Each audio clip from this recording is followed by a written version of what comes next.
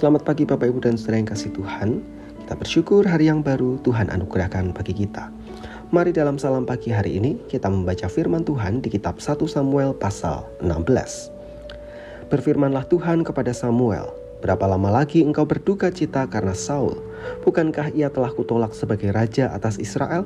Isilah tabung tandukmu dengan minyak dan pergilah. Aku mengutus engkau kepada Isai orang Betlehem itu, sebab di antara anak-anaknya telah kupilih seorang raja bagiku." Tetapi Samuel berkata, "Bagaimana mungkin aku pergi? Jika Saul mendengarnya, ia akan membunuh aku." Firman Tuhan, "Bawalah seekor lembu muda dan katakan, aku datang untuk mempersembahkan korban kepada Tuhan. Kemudian undanglah Isai ke upacara pengorbanan itu, lalu aku akan memberitahukan kepadamu apa yang harus kau perbuat. Urapilah bagiku orang yang akan kusebut kepadamu." Samuel berbuat seperti yang difirmankan Tuhan, dan tibalah ia di kota Betlehem.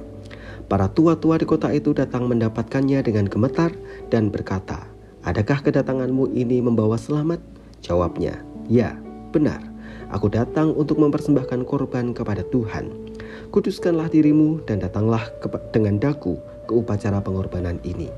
Kemudian ia menguduskan Isai dan anak-anaknya yang laki-laki dan mengundang mereka ke upacara pengorbanan itu.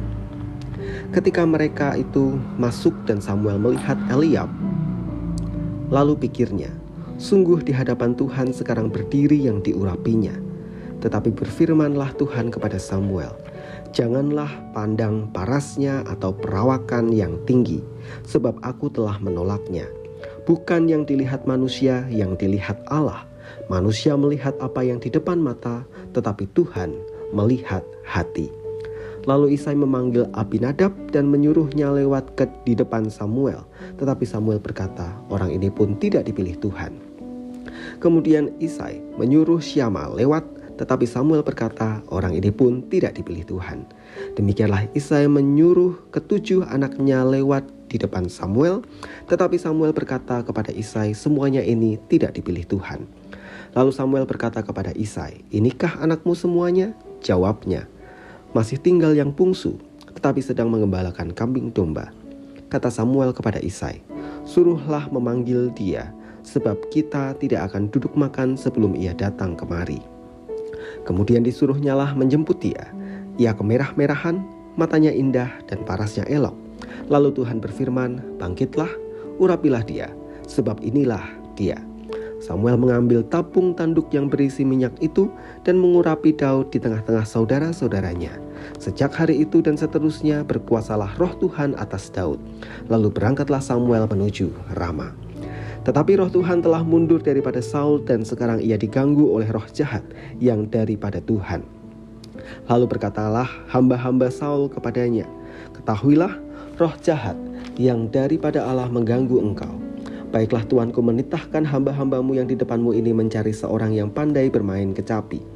Apabila roh yang jahat yang daripada Allah itu hinggap padamu, haruslah ia main kecapi, maka engkau merasa nyaman."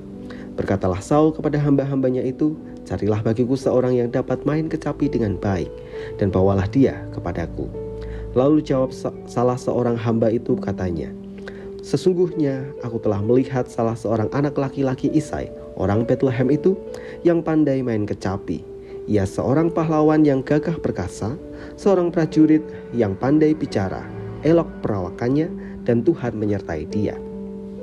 Kemudian Saul mengirim suruhan kepada Isai dengan pesan, "Suruhlah kepadaku anakmu Daud yang ada pada kambing domba itu."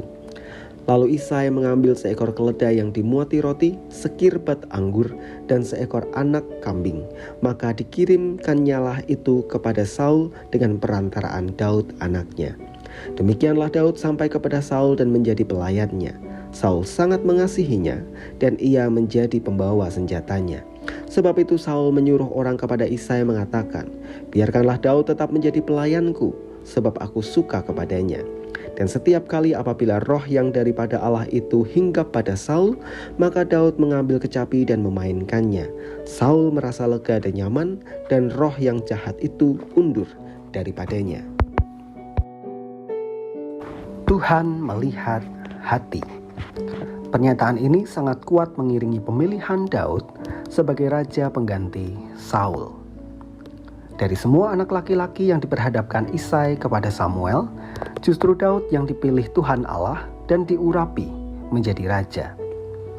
Teks kita menjelaskan bahwa ia masih kemerah-merahan. Itu berarti ia masih sangat muda. Secara fisik, ia jauh dari kriteria ideal seorang raja. Meskipun sama-sama di luar perkiraan, Saul terlihat lebih ideal daripada Daud secara fisik. Namun, Tuhan tidak berkenan dengan Saul, melainkan ia berkenan terhadap Daud. Tuhan melihat hati. Pernyataan ini memiliki dua makna. Yang pertama, kriteria yang Tuhan tetapkan untuk menjadi seorang raja ternyata di luar perkiraan dan idealisme manusia.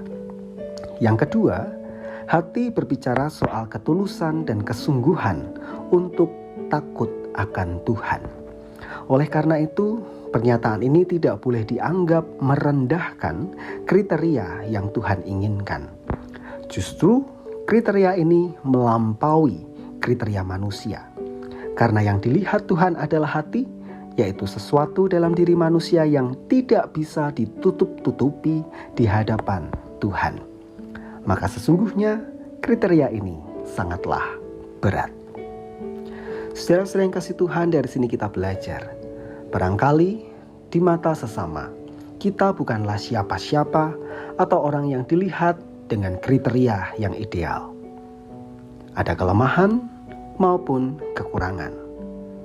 Tetapi jika kita rindu dipakai Tuhan untuk menjadi perpanjangan tangannya berkarya di tengah-tengah dunia, maka asahlah hati kita.